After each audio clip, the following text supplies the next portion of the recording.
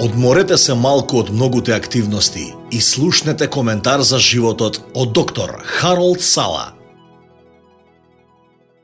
Упатувај го детето по неговиот пат, па кога и ќе остари, нема да отстапи од него. Поговорки, 22 глава 6 стих. Прашајте го било кој тинејџер, кој е најголемото влијание во твојот живот и може да очекувате дека нивниот одговор ќе биде пријателите или социјалните медиуми. И родителите на тие тинејџери можат да ви го кажат истото. Точно е. Во културите низ светот, мобилните телефони и конекцијата со интернетот радикално ја менуваат структурата на животот на тинејџерот. Но резултатите на едно од најсеопфатните истражувања за тинејџери што некогаш биле направени велат поинаку. Поврзаноста со родителите или семејството и родителските очекувања беа најголемите фактори во заштита од секое однесување кое би представувало ризик за здравјето и за постигнувањата во училиштето. Тоа се уште е точно. Родителите, а не другите тинејџери, всушност се најзначајната сила во животите на тинејџерите. Националната должинска студија за здравјето на адолесцентите вклучи околу 90.000 деца, почнувајќи од 1994 година со најновите податоци објавени во 2016 година. 3 фактори произлегоа од оваа иновативна студија. Овие 3 фактори се универзални. Тие се исто толку вистинити во денешно време, како и кога студијата е направена.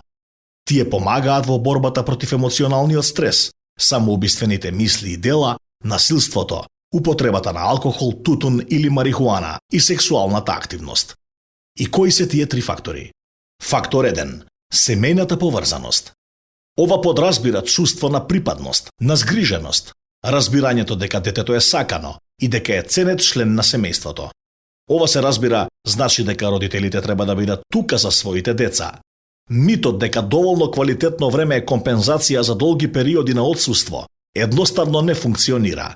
Семејната поврзаност значи дека детето расте со чувство на припадност на заедницата и сите работници за грижа на децата и владини програми комбинирани заедно не можат да ја заменат важноста на родителската присутност. Фактор 2. Родителските очекувања. Родителските очекувања стануваат пророштва за идното однесување. Кога децата знаат дека родителите веруваат во нив и ги охрабруваат да избегнуваат дрога, алкохол и промискуитет, и самите родители живеат според своите сопствени очекувања, тинејџерите се многу повеќе склони да го избегнуваат однесувањето кој родителите го осудуваат. Забелешка, ова подразбира дека родителите имаат јасни идеи за тоа што е правилно и погрешно и всушност живеат според сопствени очекувања. Родителот кој е навистина ефективен е подготвен да одговара за своите неуспеси и да биде пример за корекција на сопственото однесување. Тинејџерите треба да знаат што да прават кога се соочуваат со неуспех, бидејќи гледале како родителите го моделираат однесувањето. Фактор 3. Вклученост на родителите во животот на детето. Останува тешкиот факт дека кога родителот не е присутен во домот по училиште, на трпезата и пред одењето на спиење, недостасува нешто значајно. И тогаш нешто друго ќе завземе значајно влијание, медиумите или друг тинејџер.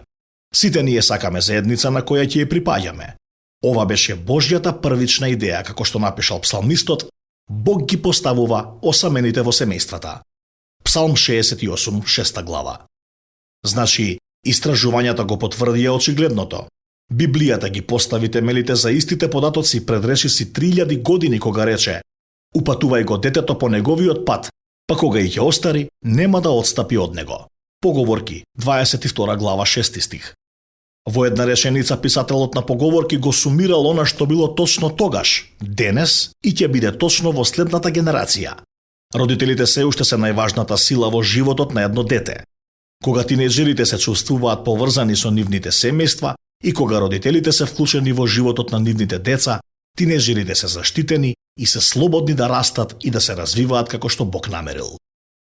Да се биде родител на тинејџер може да биде неверојатно фрустрирачки, но имаме само неколку години да го спакуваме нивниот куфер, а потоа ги нема. Затоа, сторете добра работа. Нека Бог ни ја даде неговата благодет да бидеме добри примери за нашите деца за тоа како правилно се чекори во животот со вера.